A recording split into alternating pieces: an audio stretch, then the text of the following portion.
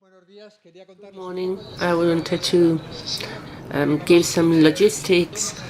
Today we're going to have two roundtables. The first that will be on education. The second this afternoon after 4 o'clock, entitled The Amazement in the World Through Quantum Physics and Ecology.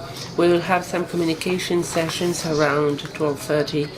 This session will take place in the learning space, which is in Module 5 of the central building. For those of you who don't know the university, this is a building which is just in front of this one, and our hostesses will tell you where to go. It is very simple to get there.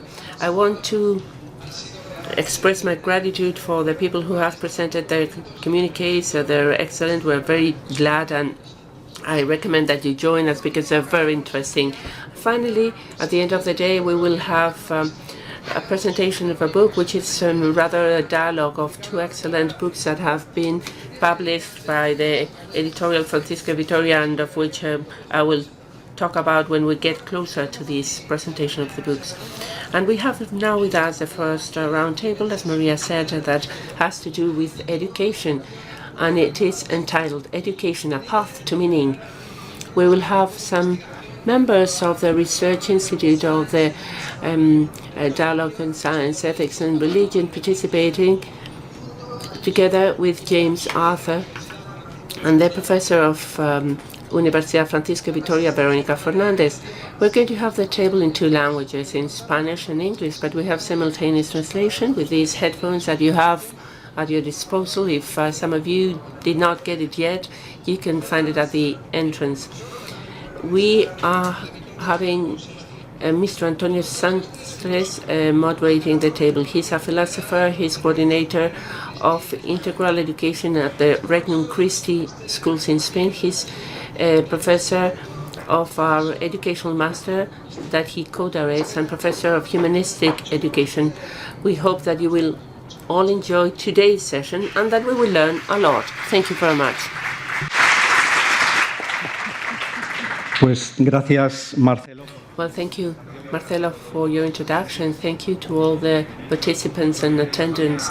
Welcome, welcome, John, Curtis, and Veronica, who are here at this roundtable. We will have some other roundtables throughout these 2 days devoted to other disciplines, but we're going to start, and I believe this is not exactly by chance, with this discipline, this realm, which is education. I don't know if some of you will wonder how is education related to expanded reason. Well, it is a big relationship, and to understand education you must have an open reason or an expanded reason to go beyond education as mere transmission of knowledge. You need to have expanded reason that will understand it as going with the students hand in hand in this path of growing. It is developing all the different dimensions towards happiness, and for this you need to have an expanded reason. So there is a very enormous link here. But on top of this, we educate our students in the basic and medium level, but also at the high level, to have an expanded reason, to have a reason that will wonder not only about education, but about the very last questions that has to do with my existence. And we have to be very open to this, because sometimes what we find in classrooms is indifference, but deep down in the human being's heart, there's always a desire of making these kind of questions.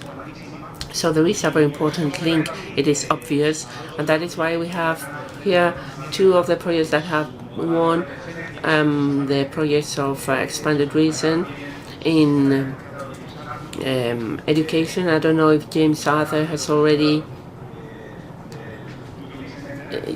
joined us.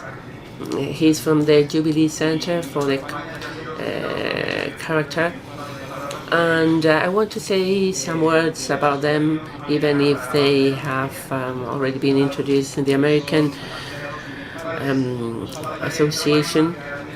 We have missing Jennifer Wiseman because she had some flight problems, and she was the discoverer of a comet that was, and she's an astrophysicist. What the three of them have in common is that they have a theological training and philosophical training, an important one, but they actually join it with a very high scientific training. John has a IT degree and a master's in religious studies from the University of St. Paul, and theology and master from Notre Dame. And Curtis has a degree in religion and a degree in biochemistry and a master's in theological studies in Wesley. So the two of them that we have together with us have in themselves these two aspects, the theological and the humanistic, but joined with the scientific part. And then we have also Verónica, who's a doctor in education, a degree in religion by the Apostolorum Regina in Rome, and masters in science and family by the Institute John Paul II. And as she has been introduced, she is internationally responsible of the network of schools Regnum Christi. So we're going to organize the roundtable as follows. We have James with us. I don't know, James, if you can hear us. You can probably hear me. Welcome. Bueno, vamos a... Well, we are going to start. We have organized this roundtable, but with 3 and 4 rounds of questions, and then at the end we will have Q&A for those of you who are over there. And if you have any questions for our guests, the first thing I want to do is for them to present the project that they presented to the Expanded Reason project, and they won the 4th edition.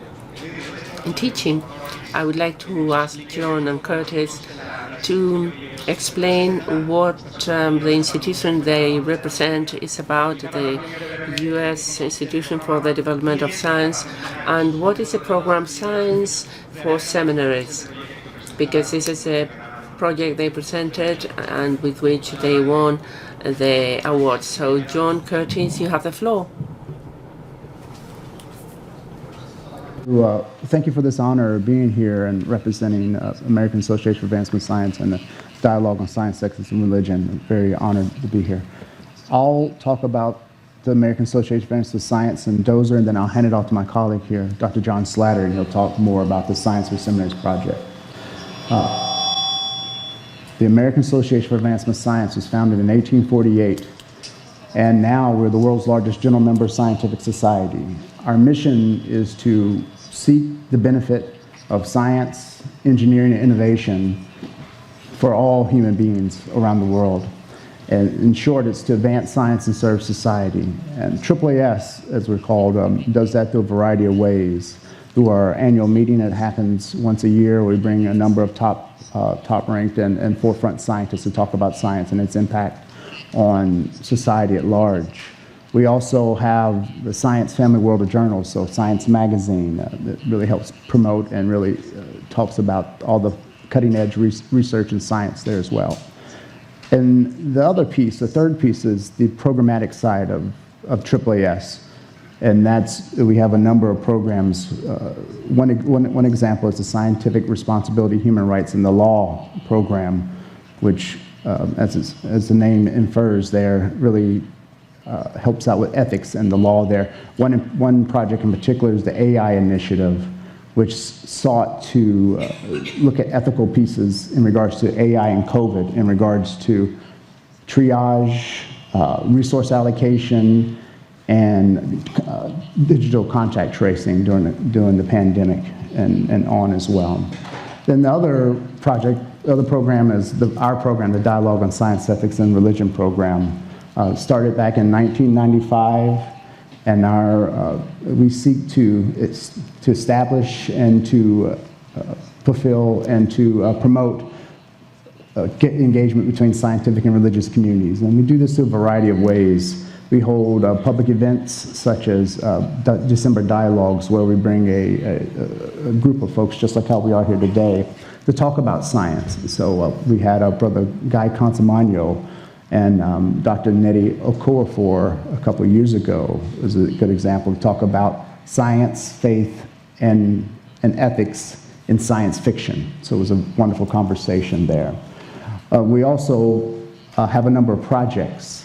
One that just finished up last year was the Engaging Scientists Project, which our colleagues, Dr. Rob O'Malley and Rachel Klein, Miss Rachel Klein, helped scientists who wanted to engage with faith communities to be more thoughtful in regards to their communication, science communication to people of faith who are in their classes, who they engage with out there in the public as well. And our colleagues hosted a number of workshops at a number of societies, American Astronomical Society, Society of American Physical Anthropologists Association as well.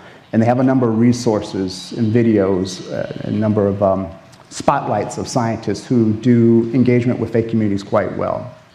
And then we also have the Scientists and Synagogues Project, which focuses on Jewish communities. We work with a partner there called Sinai and Synapses, ran by Rabbi Jeff Middleman, who this project seeks to engage congregations in the North American context to engage with science on a variety of topics, from AI to evolution and ethics as well, and bioethics and medical ethics too, in congregations and to be able to bring this in conversation with Judaism as well. And then the last one, which I'll hand over here, is science and seminary. So I'll pass over to my colleague, Dr. John Slattery. Thanks so much. So thank you again for having us here today. So the science, is the microphone working? Am I on? Good? Fantastic. Thank you. So the Science for Seminaries project began out of this structure of AAAS.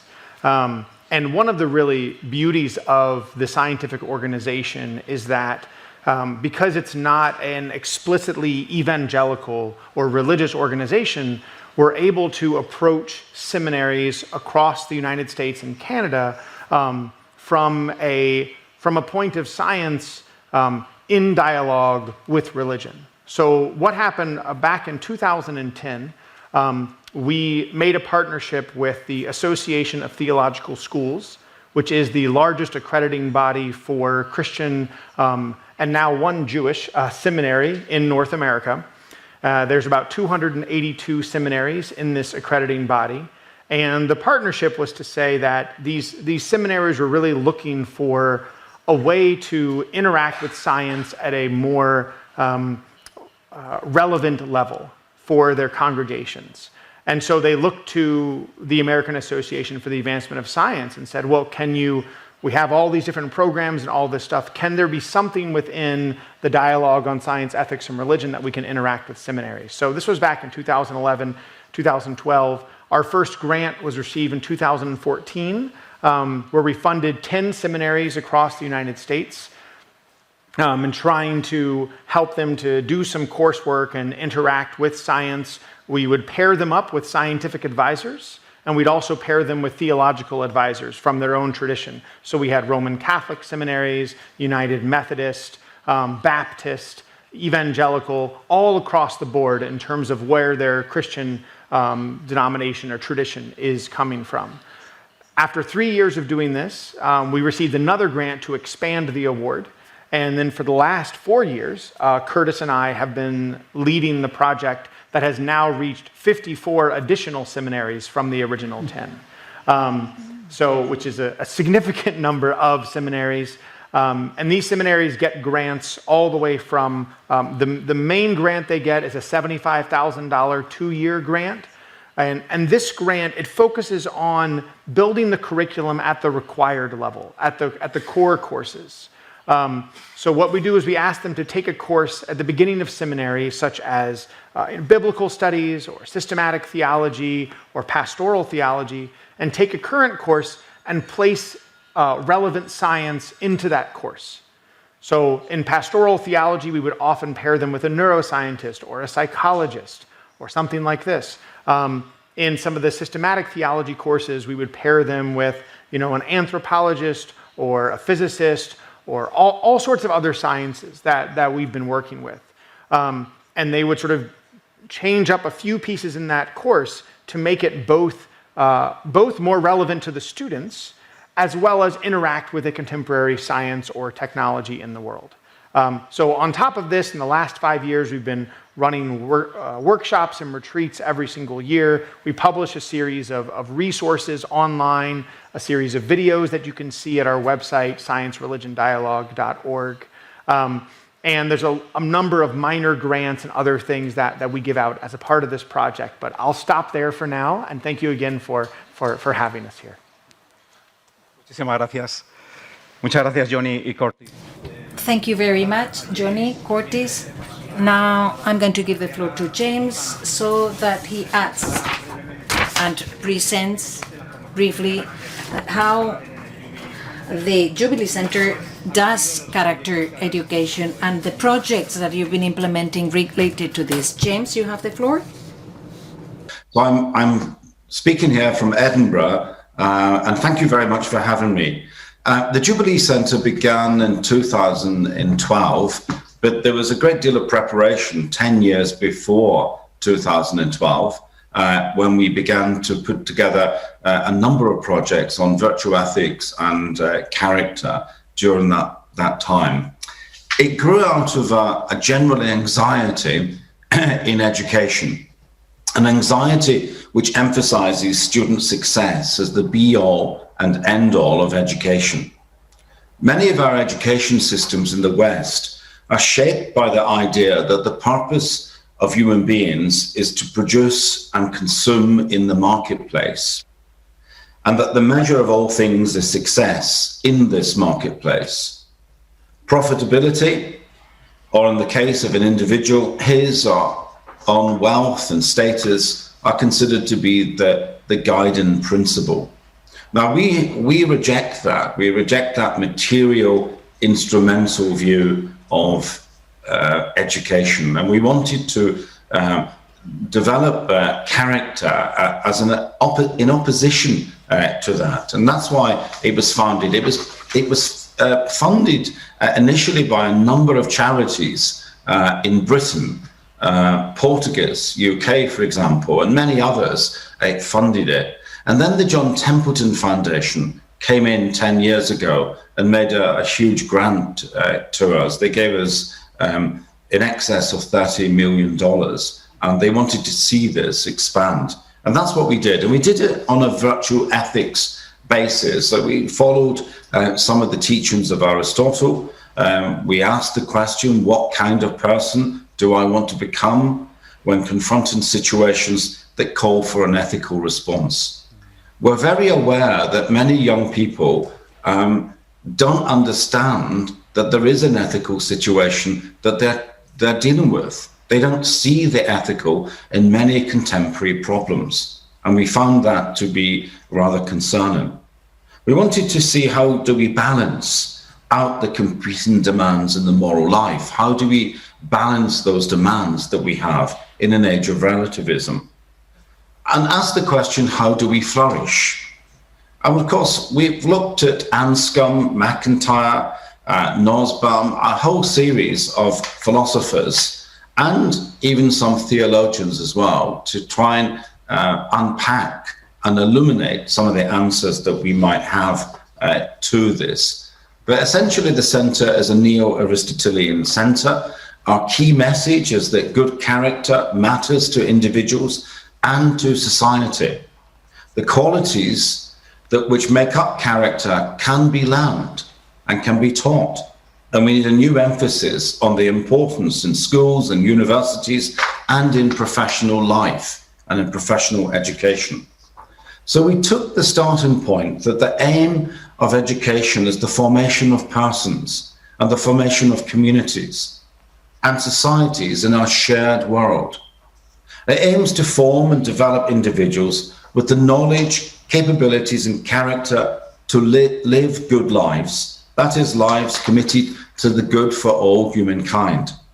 So to summarize, it would simply be our aim was that education should aim to form people so they can live well in a world worth living in. So the goals of human life is to develop its essential excellencies, the potentialities that define and constitute it. And that's why we adopted an Aristotelian virtue ethics approach. So we looked at this approach and we could see that there was a threefold structure to it. Who are we, who we could become, and how we get from point A to point B. But we have to remember also that since flourishing entails a virtuous life, it cannot be divorced from the community in which we are part. We are not only rational and ethical beings, we're also social and political beings. Solitary or individualistic approaches to ethical thinking lack elements essential to the telos. We only flourish as individuals in relationship, and therefore the telos includes both individual and societal dimensions. What we were trying to do was we were trying to conduct research into education and schools and universities, and also in professions, doctors, nurses, teachers, businessmen. We even looked at soldiers and police force, social workers. We wanted to find out how they were trained and how they saw their ethical life as well. So this research would lead to policy and influence practice. And sometimes the practice would influence the research and the policy might influence the research. So this circular movement went in all directions. And this is what we wanted to do. We wanted substantive and transformative change. And I have to say that we've never been denied access to schools or universities or to any of the professions. They've welcomed this as a fresh approach in an age where people follow rules. And of course, these rules cannot possibly cover all the dimensions of the ethical life. So they're looking for something else. And we were trying to get these defining arguments. What were they? Well, we believe that good character has multiple benefits for individuals and society, that character can be taught, unlearned, and reinforced. It should be part of every aspect of education. So the Jubilee Centre has become a world-leading centre in this area. The virtues which make up character enable us to enjoy rewarding and productive lives. The more people with good character, the healthier our societies will become. People who live and learn, they live and learn better with character if they actually have good character. And integrity as well as knowledge are vital to our professions. We also thought that these virtues are largely universal, as they're found in all the great faiths and also in human progress, as it is called as well. We developed a framework for character, which I'm not going to go into detail on, but you can see that on our website. And we addressed the common myths about character. There is some feeling in some countries that character and education and virtues is somehow an indoctrination, that it's mindless conditioning, that it's conservative and paternalistic, and that it's often religious. We wanted to dismiss those views, and we've written extensively on those areas. But we came up with this idea of virtue literacy. How do we develop virtue literacy? In three areas: virtue knowledge, virtue reasoning, and virtue practice. So what is virtue knowledge? Virtue knowledge is about acquiring and understanding the sometimes technical language and concepts associated with virtue. It's about knowing about virtue, but it's not sufficient simply to know. In other words, it may not necessarily change our behavior for the better simply us knowing it. So we need virtue reasoning. And virtue reasoning is about making reasoned judgments about when and how to act well This includes the ability to explain different moral situations, such as moral dilemmas and quandaries. This emphasis on acquiring judgment is reflective and allows for each individual to make their own decisions about how best to give expression to the virtues and situations that are pertinent to them. And virtue practice is simply enables us to give expression to virtue in desirable, recognizable, and observable attitudes, behaviors, and action. Now, we have a framework which, as I said, is divided into 4 sections. So we talk about intellectual, we talk about moral, and we talk about civic and performance virtues. And each of these are integrated with each other. It's difficult to separate them out, but all of them are important. We have found that some schools and universities want to emphasize one over the other, or simply use one or two, but ignore the others. But we have to begin somewhere. But we've had some great success in schools, in universities.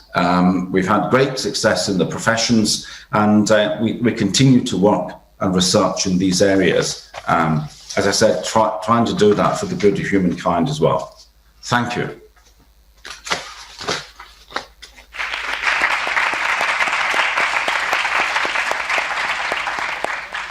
Pues gracias también a James. Thank you very much, James, for your first presentation. We're going to start, or finish rather, the first round by asking Verónica Fernández, we're very lucky to have her at our dear University Francisco de Vitoria, UFV. This is the institution actually that organizes the awards Open Reasoning or Extended Reasoning. You've been able to analyze more in depth some projects that were posted for the awards, right? Specifically, Christopher Barlow project from the Notre Dame University, and you have seen the huge potential that a project like this one has in order to educate teenagers and children in open reasoning or extended reasoning. Actually, you're working in trying to get this to schools in Spain, right? Could you tell us about this?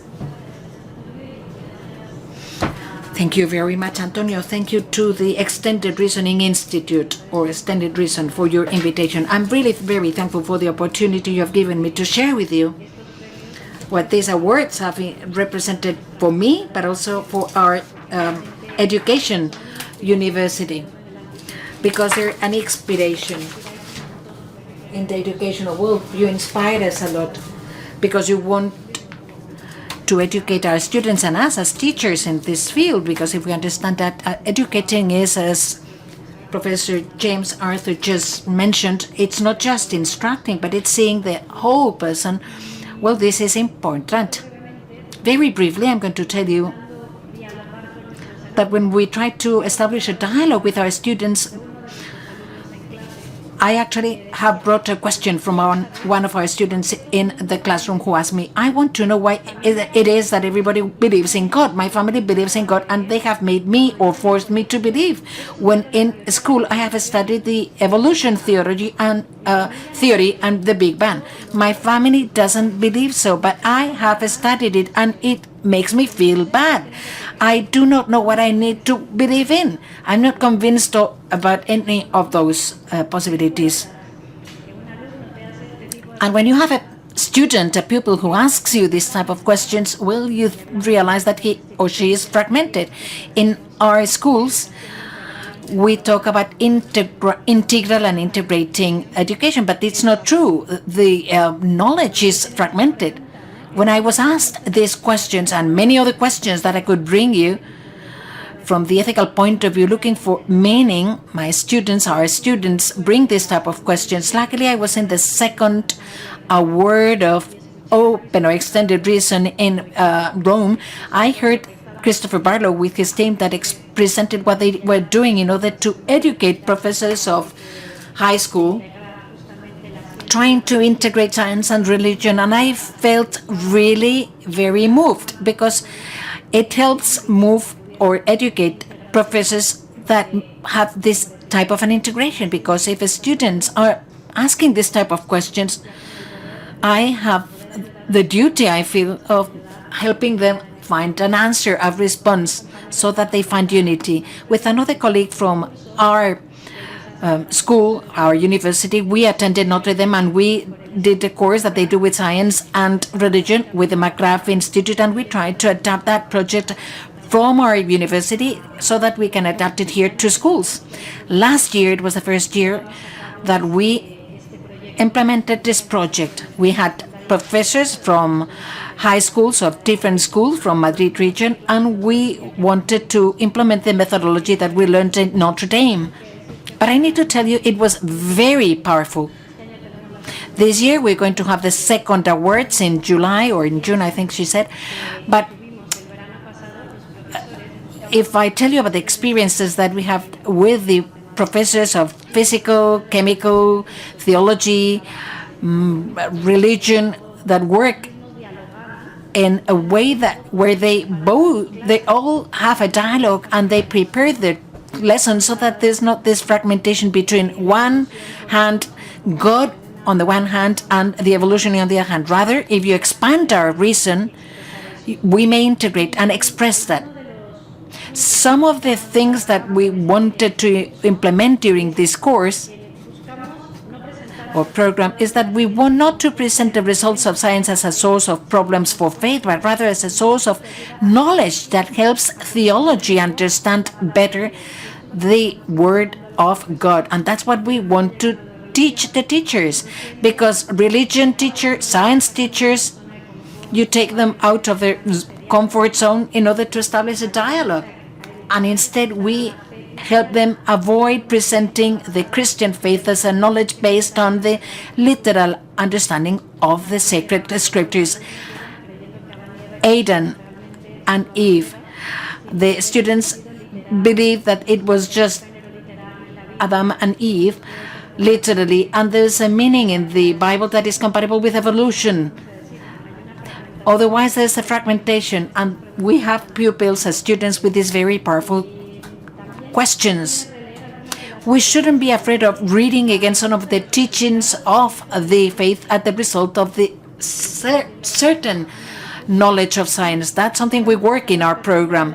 We know how to show the opening of science to religious and ethical questions, opening a connection with the responses of meaning offered by the Christian religion, avoiding the double risk of pantheism and deism. That's what we want in our program, in our course. And I was surprised by the fact that the religion and science teachers, first of all, they were very thankful about the high level of the course, and they said when we work with teenagers, we ourselves tend to get down instead of moving knowledge upwards. We believe that we know everything, and when they came to our course, they said, we have a lot to learn, we have a lot to know, we want to know more about faith, the science teacher said, and religion teacher says, I need to learn more about science so that I can integrate both things. It's a challenge for us, educating teachers in this field, but also educate ourselves. It is true that we are in a pathway. I'd like to add that this year we're also going to have another awardee from the expanded recent awards, Juan Arana, that we have invited to be a teacher in our course. Finally, Professor James Arthur has or is actually a source of inspiration for our work also at our university. All of his work, all of his research is being a very big source of inspiration for our university. We're seeing how we can establish also a little center, not as big as the Geringham one, but we need to have high aspirations, but we want to create a center that helps transform education, because moral education is key, and we need to make sure that we take it back to the classrooms. So I'm very thankful to the expanded Reason Institute, because they're sources of inspiration, and the awards that they organize will develop very valuable material that we can disseminate and share with our professors or teachers that want to be educated. Thank you. Thank you, Verónica. Wonderful, really. Ya hemos hecho esta primera ronda que nos ha permitido conocer un poco. Well, we've done the first round of presentations so that we know more or less what different institutions are working on. Let's go to the second round of presentations where we're going to go more into the detailed issues. So once again, I'm going to go back to Science for Seminars program for seminaries, and we're going to launch the following question. Science and faith obviously are different, but they're called to cooperate and to promote the other one, right? To strengthen the other one. So that's the way we believe. Instead of two opposing issues, rather the two support each other and help each other grow. On the one hand, faith does not leave reason inactivated. As Chesterton said, when I go into church, I take out my hat, not my head. Well, many of us leave that, right? And it's just the opposite. Faith activates reason. The faith dynamizes it. But it's also the other way around. Reason may make faith more deep or deeper and more mature. Could you please give us examples of your work in different seminaries where you're implementing your program about how scientific education, the one that you provide in those seminaries, helps those who are educated there, not just in order to go into a dialogue with techno-scientific advancements, but also so that they can go more in depth into their own faith? Could you share with us some examples of this, some experiences, please? Absolutely. Thank you so much. There's always a little delay here as we get going. Yeah, so is everything working? So a couple of great examples come to mind here. So one of them I'll start with is a Catholic seminary in Chicago that was working with questions of evolution, wanting to deal with it, and they were struggling a lot with exactly this question that that we've talked about a few times. This notion of evolution and Christianity and how to sort of bridge these together. And what they did was they developed a program that tried to sort of look more historically at this conversation between evolution to be able to address the question in the present without running into the fault lines and the stresses that so often come into this conversation. The notion, I think one of the approaches that we try to take is very much from sort of the field of science engagement, which says that a sort of direct confrontation with a science that is not believed is often results in the exact opposite of what you want, right? So the sort of debate style format between evolution and creationism or atheism and Christianity is counterproductive for both sides, and has been for years, because instead of actually converting someone or bringing someone into a higher level of reason or a deeper faith, everyone entrenches on both sides. They entrench back and they redouble their efforts to oppose the other side.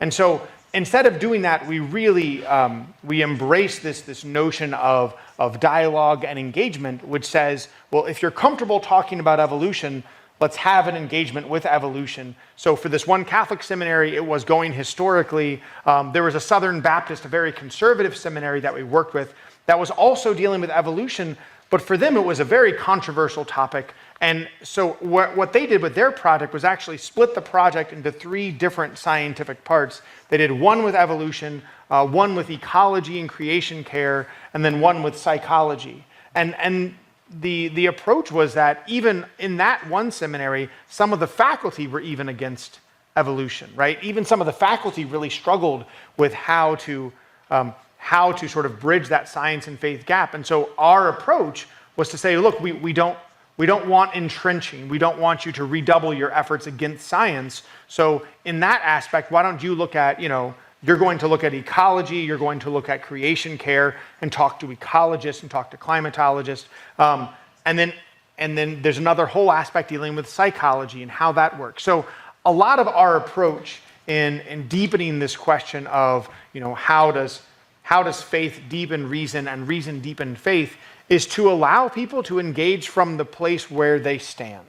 Is to say, this is my faith, this is my understanding of science, and instead of saying, well, you must understand X, Y, and Z, we say, okay, well, let's take what you understand and let's deepen that and expand it trusting that if you can get to a deeper level of science, if you can get to a deeper level of your own faith, then the other pieces will follow, right? Once you start that opening, it will continue as time goes on.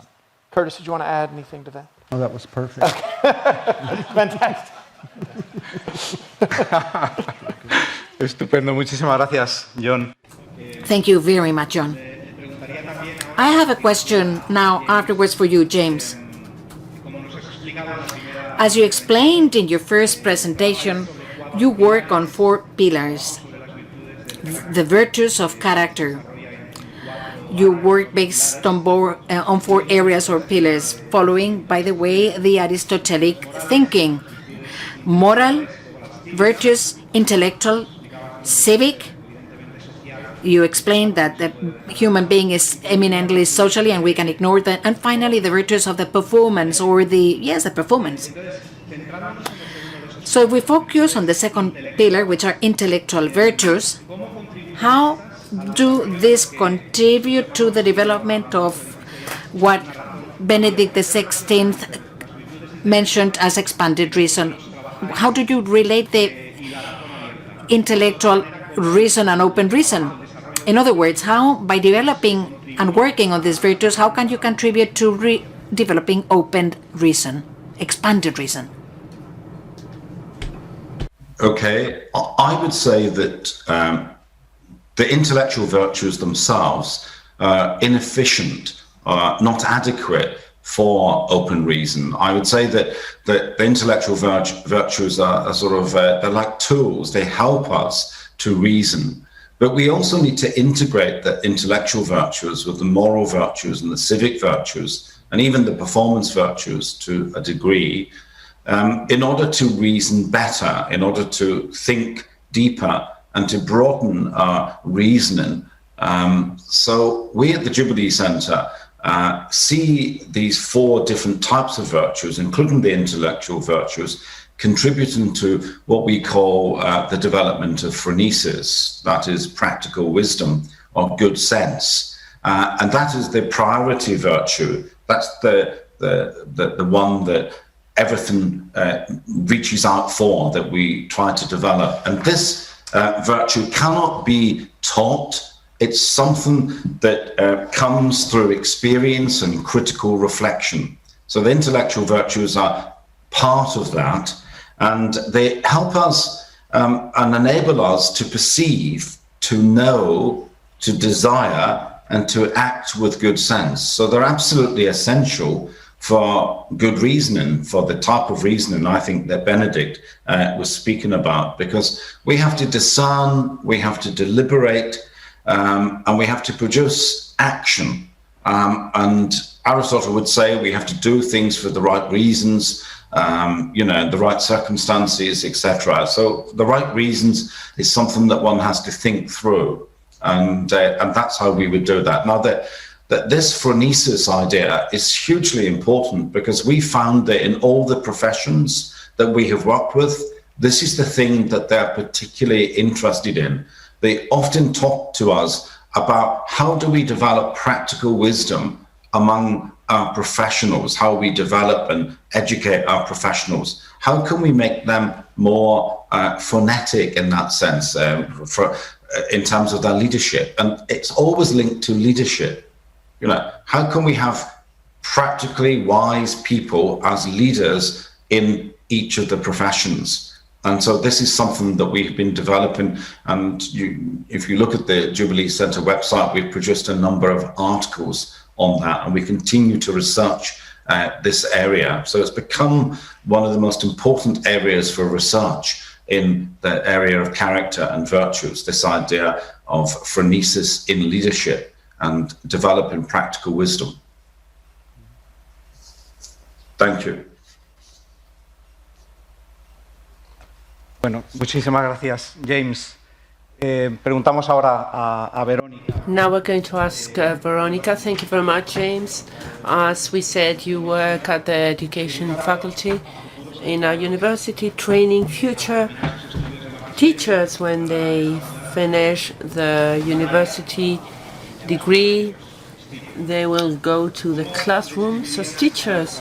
So how do you describe to the educator of expanded reason that the UFV wants to train? Hard question. Yeah, very, very difficult question, very aspiring question. We're along the way, and it is a great challenge, because when we speak about education, we ourselves who are training future primary education teachers or even secondary education teachers, we are teachers training teachers. So we are actually asking ourselves that question. I am training someone, but I myself have to be trained. We are aware that we have usually the behavior of training someone as we have been trained. So if I want to train someone in a specific way, what are the changes that I have to undergo as a teacher myself? But I will try to give some tips. First, that the teacher has to be true teacher, and this goes through how do you look at the person you have in front. Are you looking at that person as a consumer, mere consumer of the contents that you're going to provide? Or are you going to establish a knowledgeable relationship, as John Paul said, and becomes a living word and not a mere transmitter of knowledge? And that is what we try to do. John Paul II said that young generations expect from us, teachers, new synthesis of knowledge, not of the encyclopedia type of knowledge, but humanistic knowledge. And it says much of this expanded reason of looking at the human being in not a single dimension, but as a whole complexity. Because our students are not going to work with Coke cans. They're going to work with human beings who will be in the classrooms. And what is the anthropological vision that they have of that student they have in front?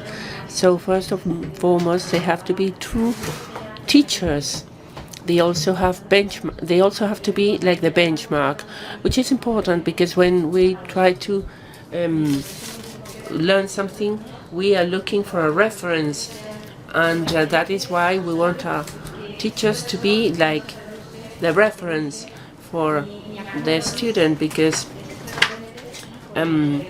the teacher is going to be reference for the student because of his behavior in the classroom, because of his prestige, because of how he deals with the children, how he welcomes the children. Sometimes our students, at the end of the day, think more of how they were welcomed by the teacher, not if they fail him.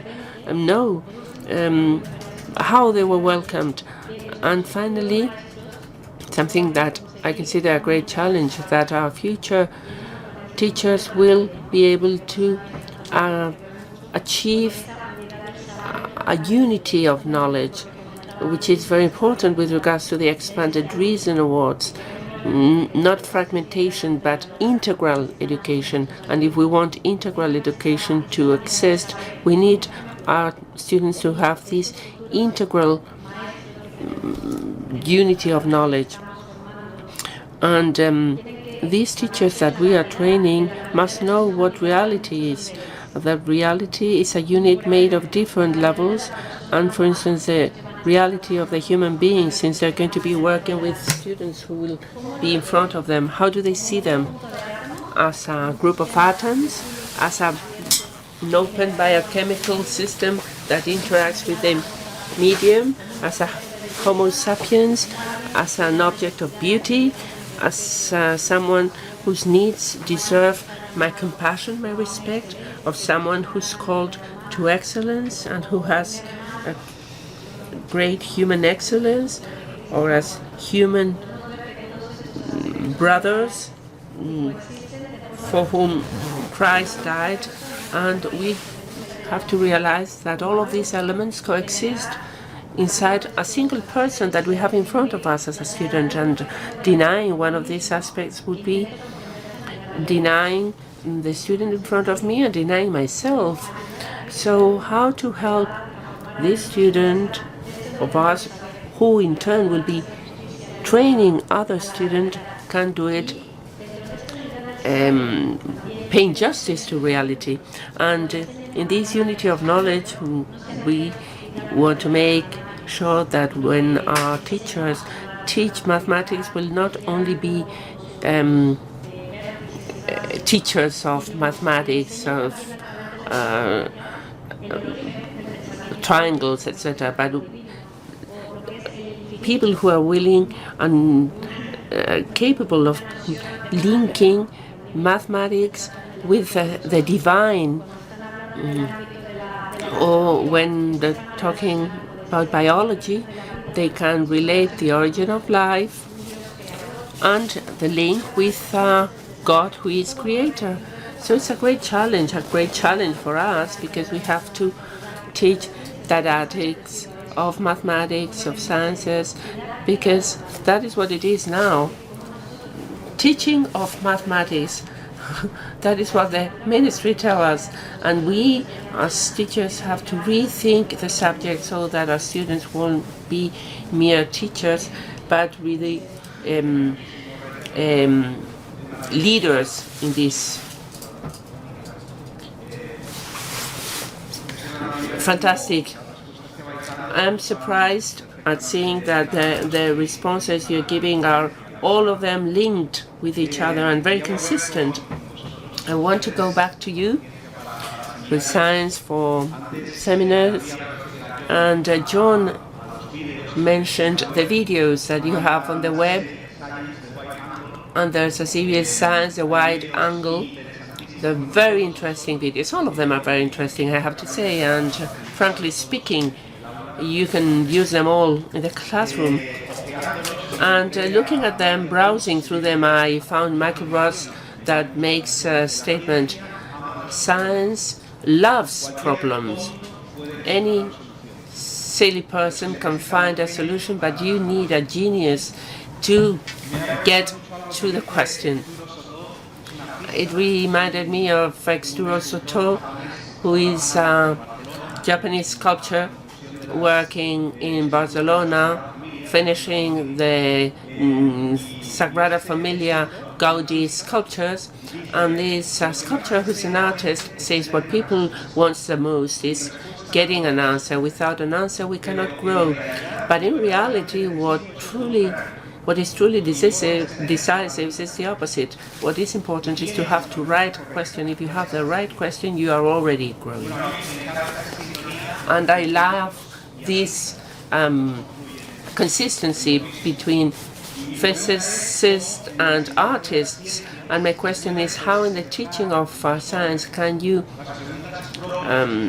arouse in young people these scientific questions, and from here, how can you actually encourage them to get to these questions that open to different disciplines? To me, the key word here is to awake in young people, because in the heart of any person lies questions and desires, but many times those questions are like asleep. So how can you awake all that? Thank you for that. How do we awaken those questions? Well, it's not just teaching science in the course, it's also bringing scientists into the course as well, and bringing in their research as well, and the questions they are wrestling with is one way of looking at it. I think of a Wake Forest University divinity school who took their students to a sheep dissecting lab of the brain. And what questions does that raise in regards to, this is a model in regards to understanding neuroscience and how the brain works. And how does that translate into human models as well? And bringing up interesting questions of neurons and axons and all the intricate pieces of the regions of the brain, and and how does it really work? It's still very much mystic to a certain degree, if I can say that, in regards to how the brain works and how we think in consciousness and such things there. And those videos do that as well quite thoughtfully in regards to who is science. I think it's the one that you referenced there in regards to a philosopher of science there. And another one that pops up in my mind is one of Sylvester James Gates, who talks about the question he's been wrestling with for a while. And he posed it to his graduate students in regards to, he's a string theorist, I guess a theoretical physicist, which I have no idea what that is to a certain degree. I do, but not a lot what they do in that regards to equations and mathematics is what was talked about down there. And then he talks about a muse in regards to being in a dream or something like that. And I think of there are biblical stories about that. But really engaging in these questions and really opening up the minds of students in the sciences as well as in theology. And it really links over into what does it mean to be human, or what does it mean to be to flourish, and how do we do that in communication or in collaboration with science and faith or science and theology, and how do we bring these communities both together to focus on, say, climate change or more thoughtful engagement in regards to evolution, which has been coming up here a lot today, or psychology in regards to substance abuse. And if pastors and priests have to go out in the community and minister to their congregants, how do they wrestle with those things, and how do they answer the questions that their own congregants and their own parishioners have as well? So I think that's one way of doing it. You want to add anything to that, John? Yeah, I was just going to add one small piece to it, which is that, sometimes we'll bring in a scientist to a university or a seminary, and there'll be very little to talk about. The scientist will not really know how to communicate effectively. The seminary professors will not really know how to bridge the gap themselves. We will try to act in the middle. So we'll sit in the middle and say, let's try to translate one to the other. But oftentimes what I'll try to coach people to do is say, well, let's just talk about pedagogy. Let's talk about the classroom. Because whether it's in science or within a theological classroom, those basic questions are so similar, of just wanting to know, wanting to ask the right questions.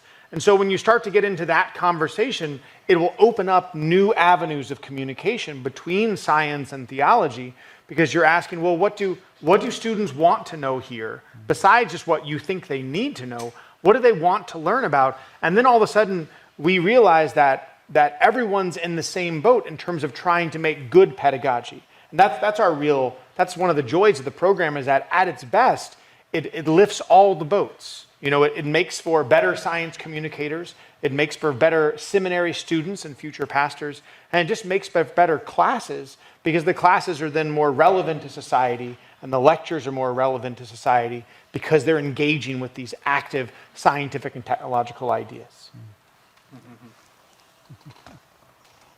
Muchísimas gracias. Muchas gracias. Bueno, Thank you very much. Well, James, can we help our students ask themselves the fundamental questions? What we're talking about right now, the questions, fundamental questions regarding themselves, who they are, what it means to be human, and in what way is it convenient to live in a climate of relativism when we don't think there is a truth regarding human, or in other ways, how to get back to the concept of human being, how to make the students realize that there's something so-called human nature. I think you would agree that among the challenges to education today is a loss of or confusion of our understanding of human nature. To answer fundamental questions about the aims and purposes of education, one has to have a view about what a human being is, their nature, their characteristic abilities, their needs and desires. For centuries in the West, there have been two sources of views about these matters. First, humanism, originating in Greece and Rome, and developed across Europe in the Renaissance and again in the Enlightenment. Second, Judeo-Christianity advancing the idea that every human being is made in the image of God, but also that this image is obscured or darkened by our common faults and failings. These two strands of thought, one philosophical, the other religious, were sometimes conjoined and later disjoined in a range of related anthropologies. I think 2 points need to be emphasized. The first one is that these understandings of the human, singly or in synthesis, recognize both a capacity for greatness and also a liability to baseness, and sought to develop theories and practices that would advance the former and counter the latter.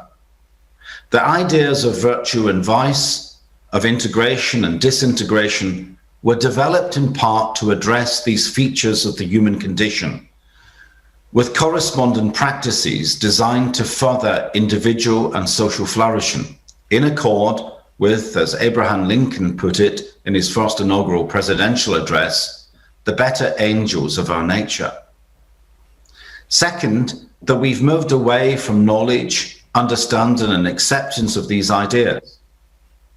There have been several reasons for this: the decline of religion, in the West in particular, the displacement of philosophy by psychology, sociology, and hard scientific perspectives, including evolutionary theory and neuroscience, and also the rise within the humanities of anti-realism or constructivism about human nature. Now, I would go on to say that these various factors constitute different but also cumulative challenges to our self-understanding and thereby to the practices of education. In the face of these, we need to do two things, and I believe the Jubilee Centre is engaged in both. First, to recover the idea that there is such a thing as human nature, that it's not an invention or social construction, and it can be studied and understood through the familiar methods of the humanities, particularly philosophy, but of course also psychology and the arts. And secondly, to refashion modes of education designed to reveal and develop core elements of human nature, specifically powers of reason, emotion and will, and to cultivate these in line with an understanding of ways of human flourishing. Thank you. Gracias, James. Gracias a ti. Continuando con esta cuestión de eso, de las cuestiones, de las preguntas. Going back to these issues and these questions, I would like to ask Verónica about the training at the UFV. We talk about a pedagogical model based in 3 Ds.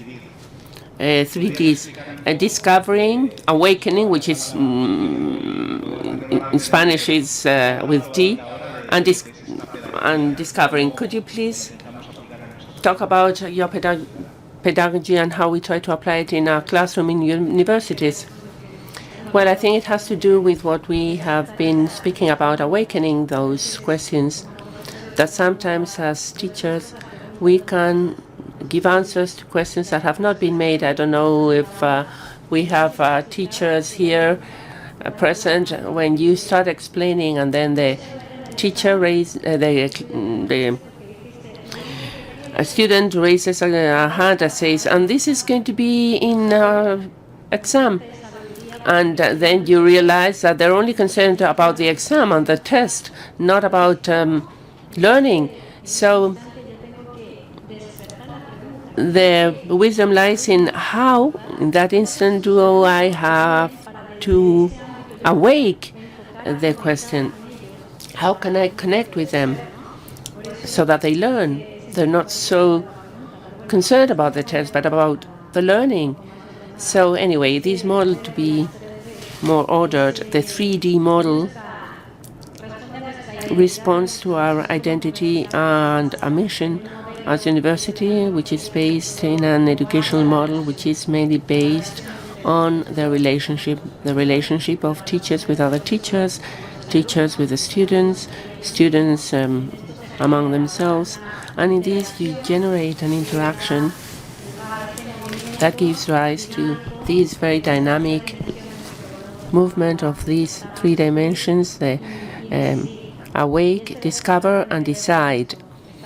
And this awakening has to do with that, with awakening these questions in the student, but it goes through the teacher asking himself these mere questions too, not just being a teacher.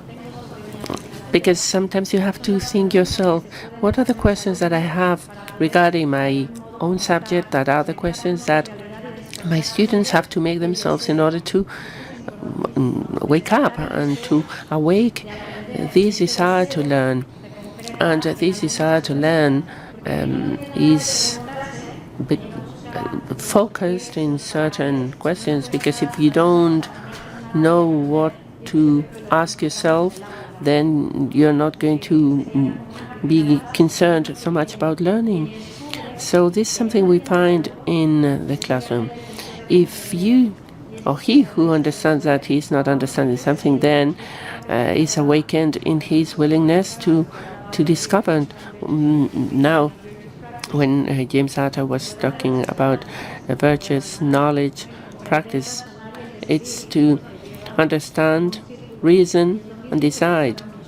And this is precisely what we try to look in our model, and I believe there can be a parallelism, and we want our students not to leave the classroom just with answers, but I believe it is looking together for the answer, the teacher and the student, which is going to help them grow personally. In our case, the student is learning to become a teacher, and he will be able to make decisions as to what kind of teacher does he want to be. And not only as a teacher, but as a person. And we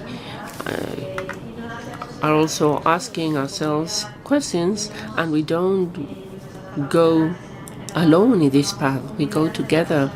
So we have generated these expanded reason communities in our university, where we students or we teachers are expressing and telling other colleagues what are the questions that we're asking ourselves in our own subject, and see how can I enlighten you and how can you enlighten me.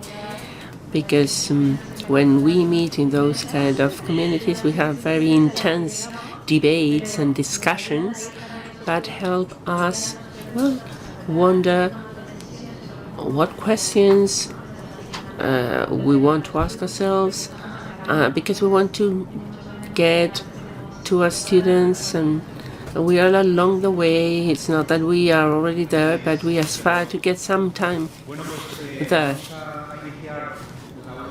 Well, now we're going to go into the last round before we start with the Q&A. And I'm telling you this so that you can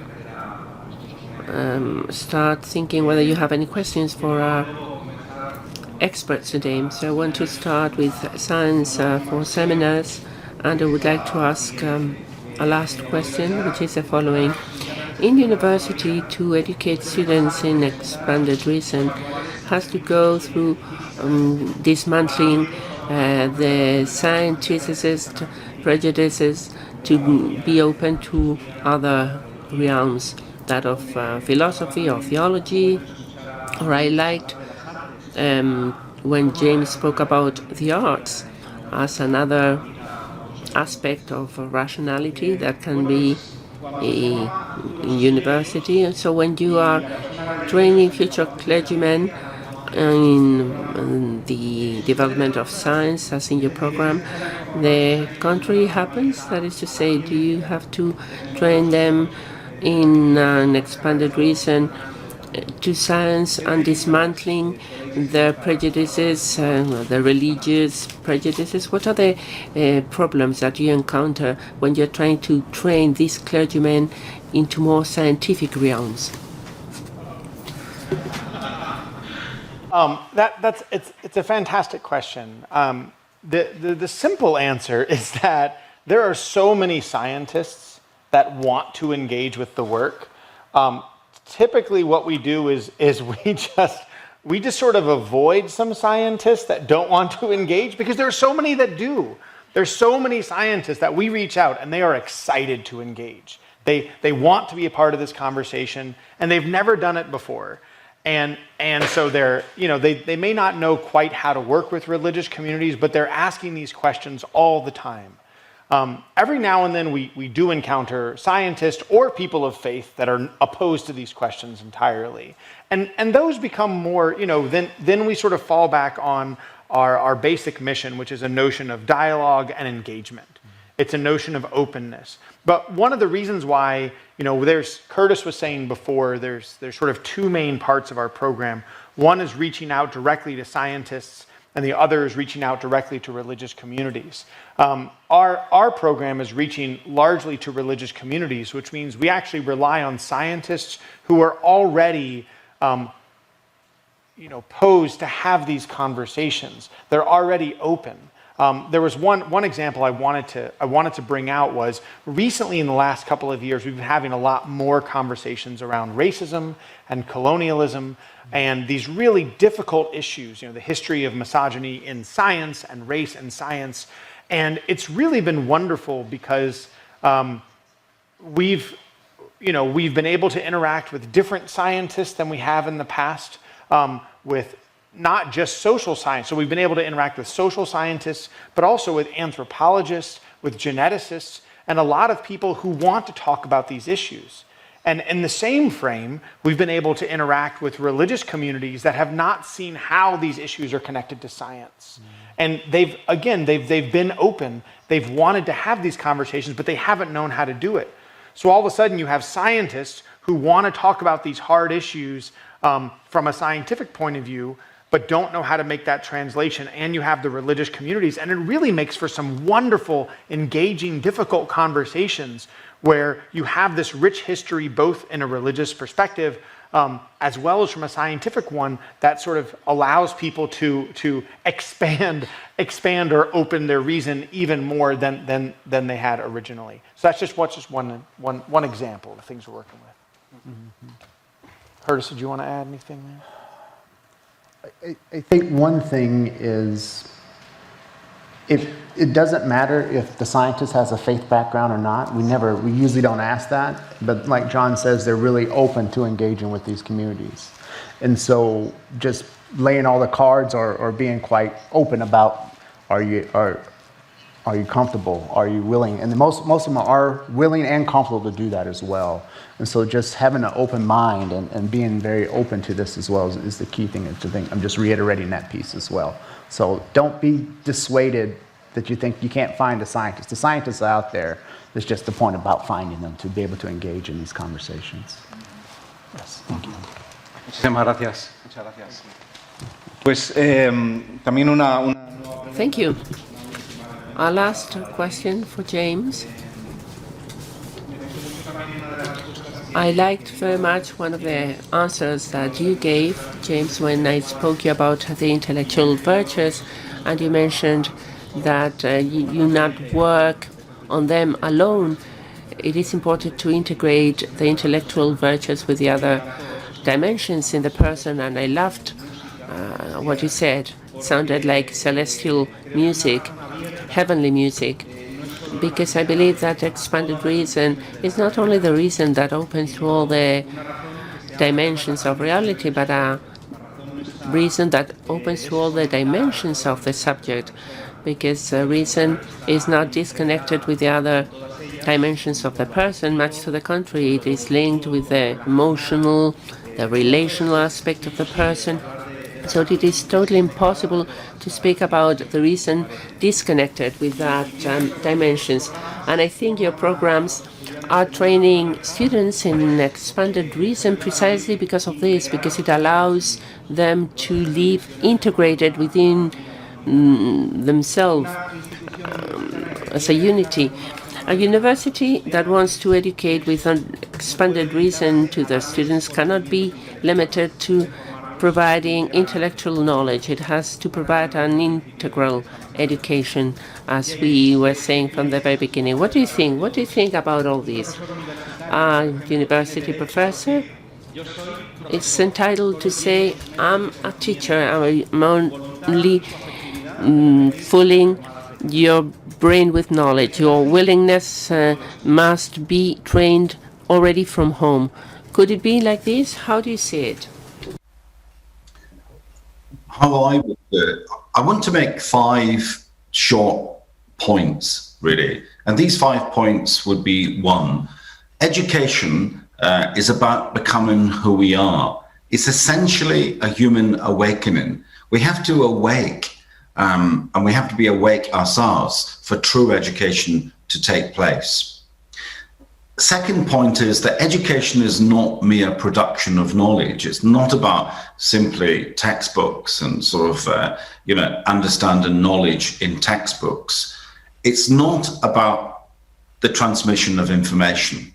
So education is not simply the transmission of information. My third point would be that learning itself is not simply acquiring more knowledge.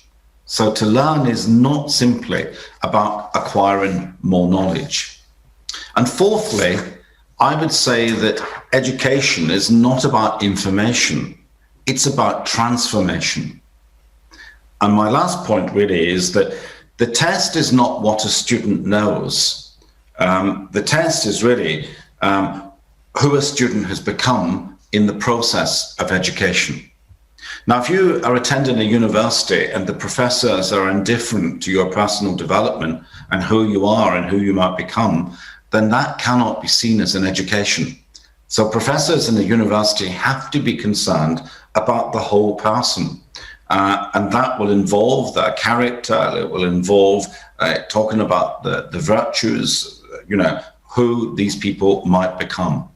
And so I would probably just leave it there and say that that's how I would see the professor's relationship to students, that they are not simply there to transmit information, they are there to help the transformation of students. And students actually want that. They want to be inspired. They do not want indifferent professors. Thank you.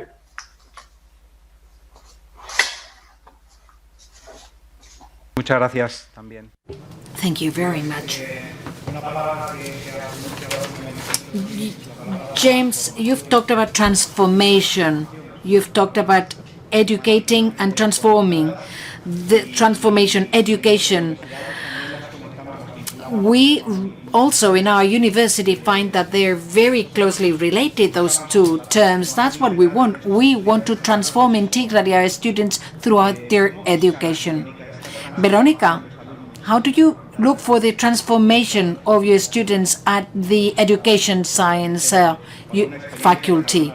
Can you tell us about some experience that you use maybe, or you have had, or some techniques that you use with some students?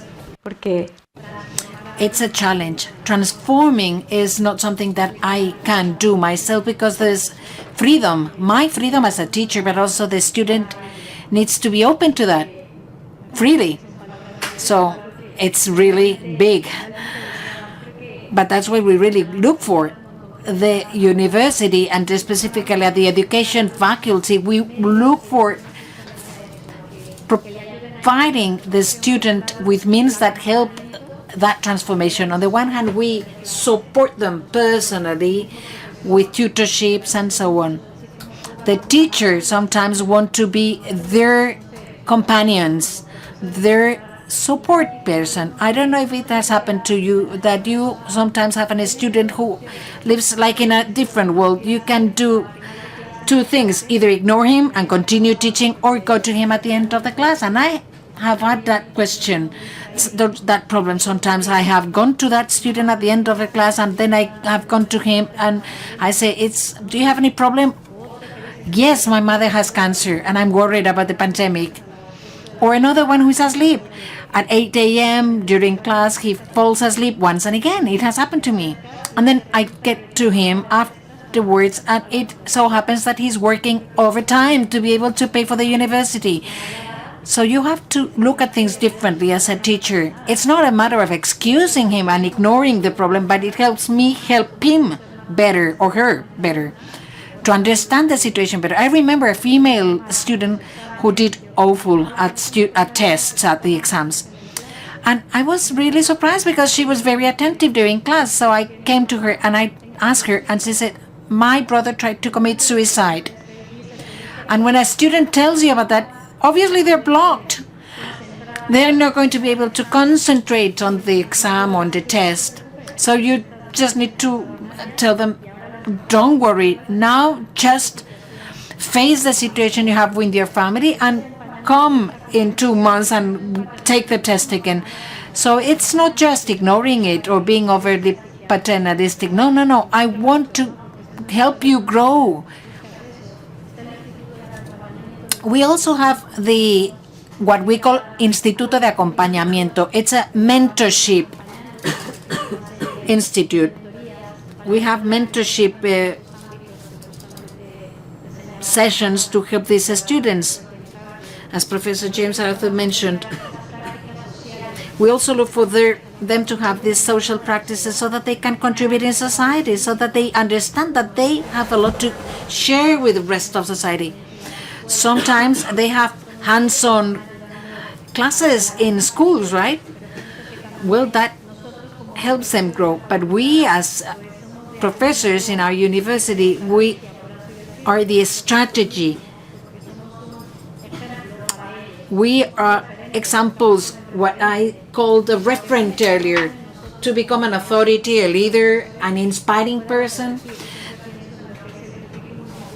a role model, so that we are not neutral in the way we present them the view of the world. There's always an interference. It's always important to be aware of this. At least we try to do that in our university. And I'm sure that other colleagues from other universities try to do so too.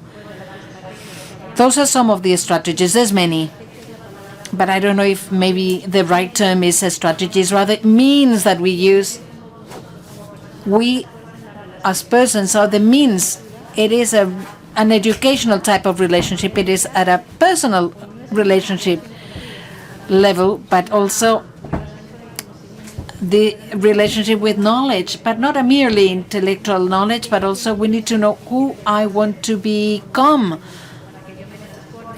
so that I transform and I choose the type of person that I want to become.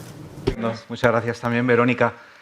Thank you very much, Verónica. Okay, then we are going to go to the Q&A. There's a question here. Could somebody bring a microphone over here?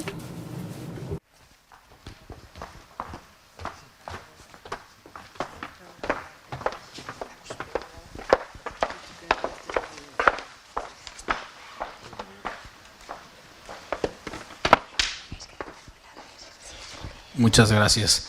Thank you very much. I come from Mérida, Mexico. Ms. Verónica Fernández, you said something that it's interesting. So I have a question for the English-speaking presenters.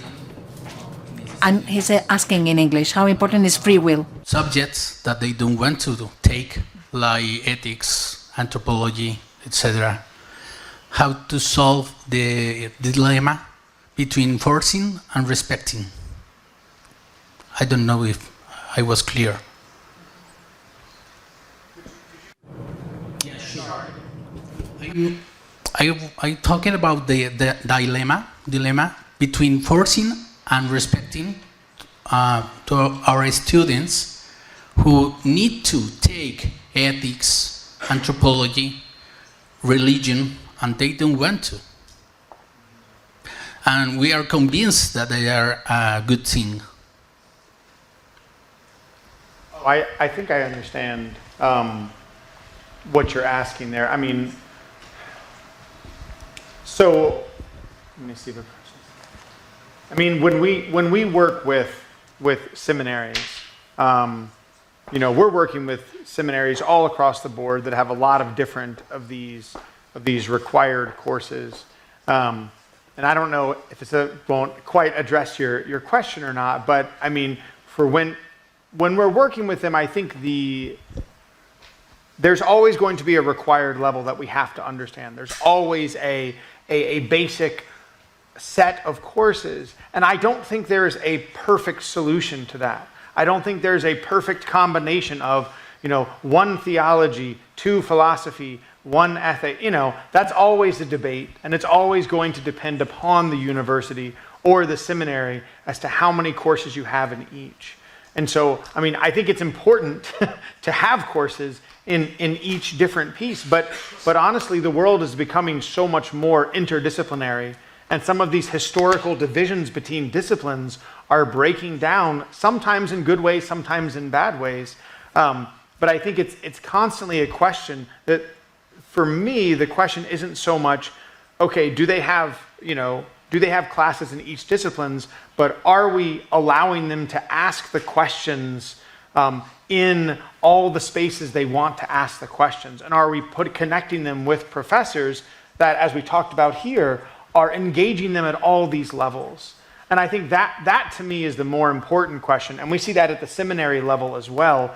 When the students come in, it doesn't really, you have to have your basic education, but it's more, are we placing them in context where they can ask all the difficult questions and get answers that will help them to move forward? What we have found in this project is that, and one of the reasons why schools will apply for this and really need this work, is because they'll have all the right classes, students will be going through the course, but they'll end up and go into become a priest or become a pastor and be presented with questions they have no idea how to answer.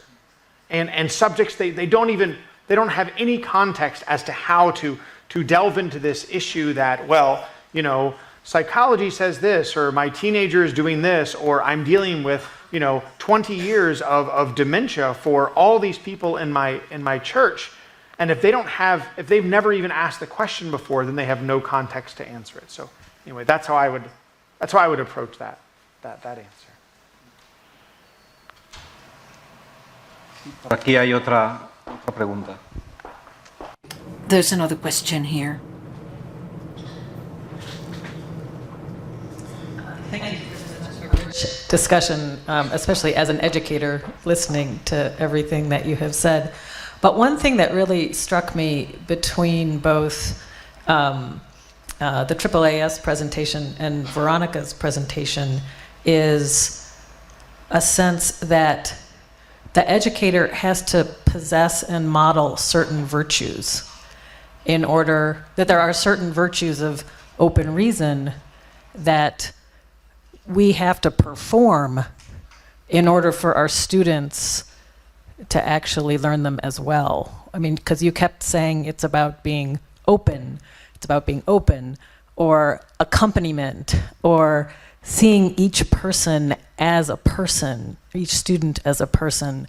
So I wonder if you could speak to what you think some of the virtues of the professor of open reason needs to have in order to reshape our educational systems. Gracias por la pregunta. Thank you for your question. I'd also like to ask Professor James Arthur, who is an expert in virtue education, to add afterwards. But I believe that a professor is always on the way, going there. The most important thing is wanting the good for your student. What's the highest good, the best good? And look for that. If I'm looking for the good for my student, I'm going to be acting virtuously, because action has to do with the search for the good. I wouldn't dare to give you a list of virtues, because depending on the circumstances, I believe that the virtues come up together, like gratitude, confidence, trust. All of them come interrelated, but looking for the good for our student, what they need right now, the biggest good, that's a demand because I need to get the best out of him. And with another one, maybe I need to be not so demanding because that's the best good for him, the biggest good for him. But that doesn't mean that I'm going to be lax with one and that I have no preferences. Rather, I'm looking for his her good. I remember once I was asked that if there's someone who is not virtuous, who he or she cannot teach virtues, I wonder who can say that he or she is totally virtuous. We are in the way always on the process. We're always in process, and that means that we're looking for virtues. It's a matter of, I don't know. I don't dare to give you a list of virtues. Maybe Professor James Arthur can also help us answer that question. A list of virtues that an open reason teacher should have. I think students do expect their professors to be truthful and honest. I think students do expect their professors to be compassionate and to show interest and respect to them. So I think you can come up with a list of virtues that professors ought to have and that students would expect. The important thing here is that education is not neutral. It doesn't operate within a vacuum. You know, as soon as you walk onto a campus, you're immediately influenced by the architecture of that campus. So there's nothing really that is neutral. Everything around you is going to influence you and may indeed transform you. The space is a very important place in a university. It's why we spend lots of time getting great architects to build our buildings, etc., because we know that they can influence the students on the campus. So it's the professors, it's the environment. I think you know, that you can come up with certain virtues that professors should show. In fact, you can find these virtues in professional codes for the conduct of professors and how they might be made accountable for their actions within a university and their relationship with students. So they are there, but you're right that there are many, many virtues, and because human beings are very diverse, you will find different virtues in different professors. But there are some key virtues like compassion, like honesty, truthfulness, humility, etc., that I think students would expect to see in most of their professors.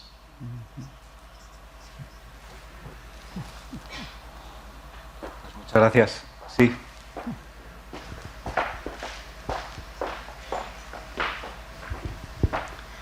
Well, I want to echo the appreciation for the very informative and helpful discussion, but I was struck by all of you focusing on students who are coming to you, whether they be theological seminaries or whether they be students in a Catholic context or whether they be professions that are actually looking for virtue training.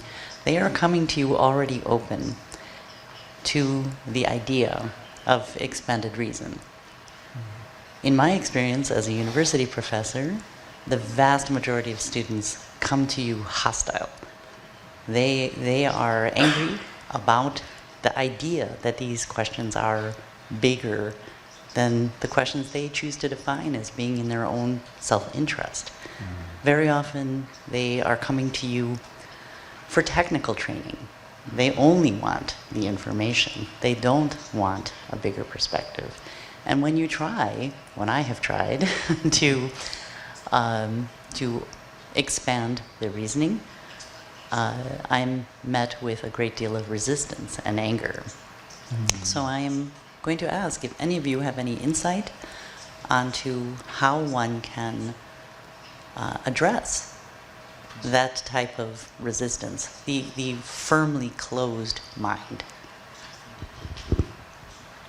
I can offer a small thing and then open up to my colleagues here.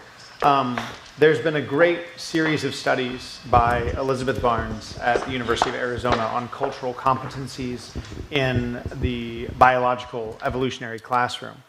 And what makes this set of studies, and she just got funding for another larger investigation, And what makes this really interesting is that what they did was they went into biology classrooms all across a certain portion of the United States, and they experimented with different ways of bringing up this issue for exactly the reason of open hostility, right? What you had before this was you had creationist students that would learn the science but just dismiss it as something they had to learn but nothing real. And then you'd have anti-religious students that if anything like creation was ever brought up, they would become openly hostile in the classroom. So there was a lot of tensions. And what they actually found was devoting even one piece of one class to acknowledging that these perceptions existed changed the class for weeks at a time. And that it was actually simply the acknowledgement to say, look, I know some of you are in this class and you have this set of beliefs. You might believe that evolution is totally false. You might believe that religion is an absurd thing to think about. And there's sort of list 5 or 6 different things that just voicing this, even for 10 minutes, and then just going on with the rest of the lecture, impacts students so very deeply because it allows them to be seen. And I think that's something that we've taken into a lot of our work, was especially in that finding, when you deal with people that are openly hostile, don't want to do with it, that just a brief acknowledgement, again, not engaging people in debate, just acknowledging that, yes, we see you and we see your perspective. We're going to teach this, but we recognize you as there. And if you ever want to have that conversation, the door is open. But anyway, it's fantastic work on cultural competencies, and it's continuing, but it's been really powerful so far. Something on that? Adelante, James. Okay. Some of you have probably read the book, The Closing of the American Mind, many, many years ago, about 35 years ago, I think it was produced. And in that book, it talks about American students, and it says that the one thing about American students is that they're very open. They're open to everything. They're so open that they cannot come to a conclusion about anything. They can't come to a judgment. And this was a criticism he was making of American education. That's probably true today as well. Students are very open. They're also incredibly sensitive to a whole range of issues, from climate change to transsexuals to you name it. And it's always about human rights and about the planet, etc. So there is sensitivity among students these days. But I would say that students really truly seek more than just being superficially sensitive to certain issues. They are looking for something much deeper. And it's a question of engagement by professors. If the student is rigidly closed, as our last questioner asked, if the students are closed, then they cannot be educated, because that means that they've already been indoctrinated. Because if they're closed like that, they cannot possibly have an education. So I'm not sure that it's just simply about technical education. You can't just have a technical education. We're all influenced by the communities which we find ourselves in, by the people around us, fellow students and lecturers and professors within universities. We cannot escape that. So we always have an opportunity to influence. We always have an opportunity to help develop, to help open their minds truly, not a superficial opening. They have to be open to, and open to criticism, and open to these things without becoming too sensitive. Puedo decir simplemente que I'd just like to add that I agree. Here at our university, we have some students, some people who come close. It's not extremely easy always. They are not always fully open. They're the typical sons and daughters of our time. They come with a huge relativism, and it helps me. I cannot always achieve so, but it's a struggle. But it helps me facing them to reality, trying to put the seed. I remember once I was discussing with my students about truth, the issue of truth. And I realized that they find it extremely difficult. And I tried to put them down to reality, to come down. And I told them, we're talking about idealism, realism. And I told them, you're a teacher. You're going to have a meeting with the parents of your students, their family parents. They don't believe that there is a total truth. They live in relativism. You're a teacher. You will have to hold a meeting with them because his, her son, daughter bite you. And it is an objective fact. He or she beat you. Let's role play it. Let's see what happened. The professor was trying to show a reality, and the father of the family was, well, that's your reality. It's a reality. So when they understood that, when they did the role play more specifically, in specific terms, they said, oh, it's true. If there's nothing which is absolutely true, which is an objective truth, it's absurd, right? They realized that. Or the theme of masks, I told them. When we have our mask, you make an image which is idealistic of the other person. It has happened to them. And when they remove the mask, they say, oh, I had imagined them in a different way, right? So idealism is that. I imagined that person like that, but then I confronted it to reality, and the reality is like this. You had an idea of me. It is not easy. You have to put the seed. I think that's the work of the teacher. Putting seeds, planting seeds. We shouldn't be afraid of the attractiveness of truth. Truth is attractive, actually, and there will come a time when they will be open to the truth. Okay, they were very interesting questions, the ones that you asked. And I'd like to contribute to this Q&A. Many of the hostile attitudes of the students can be confronted in the only way, which is showing the student that you are interested in them. Maybe many students very often are not extremely interested in what we start offering them to start with. But if they see that we're interested in them, they all become more and more open. And that's maybe the beginning of a relationship that eventually is what counts. Much more than the skills that we want to teach them, no matter how important or how interesting our discipline is. What is really important is the relationship we establish with our students, and that's the origin of everything, in my view. If I had to give you a number one virtue of a teacher, of an educator, it's passion. Passion for reality. A passion that is conveyed, transmitted, and passion for the aim of my student or my colleague, my teacher colleague, or the family of my students, passion for the aim, the goal, the destiny of that person. And this is a sincere passion, and we need to convey that. If we do so, we melt many ices and we generate very good attitudes. Thank you to the speakers of this round table who have been with us. Thank you, James, from Scotland, sorry. Thank you, John. Thank you, Curtis, and obviously Verónica, and all of you. It has been a wonderful panel. It has been a fabulous beginning of an event which is very, very promising.